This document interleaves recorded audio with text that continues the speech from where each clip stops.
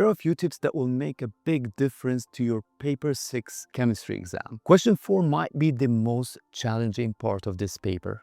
It requires thinking.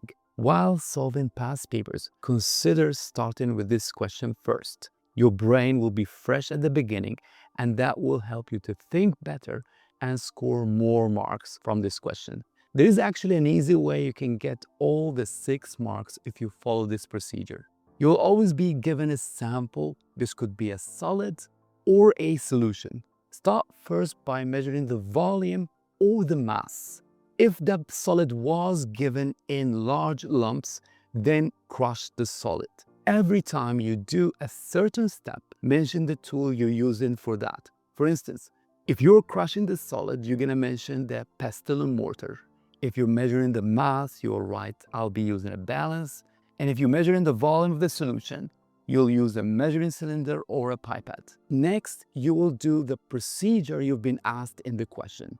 In most cases, it's going to be titration. You'll be mixing acids with alkali using a burette until the end point. That's where the indicator changes its color.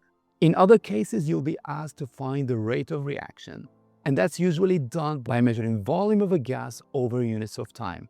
You'll get 1 mark if you repeat the procedure and find the average. And you'll get the 6th mark when you write a conclusion. For instance, if you've been given 2 solutions and you are to find which one has more alkali, your conclusion will be the sample that requires more acid to get neutralized is the one that has a higher concentration of alkali. Now let's talk about graphs. There are 2 main types of graphs when it comes to Paper 6 chemistry. First, there are the smooth curves. Those you're going to be drawing with your hand, and you're going to ignore all the error points. Those are the ones that will be outside the main curve. Another type of graphs are the lines of best fit. Here you're going to draw a line with a ruler through most of the points that fall on this line. And again, you'll be ignoring any anomaly or point that is outside the line. Bar charts are less common, but if you've been asked to draw a bar chart, make sure that the bars occupy more than half of the grid.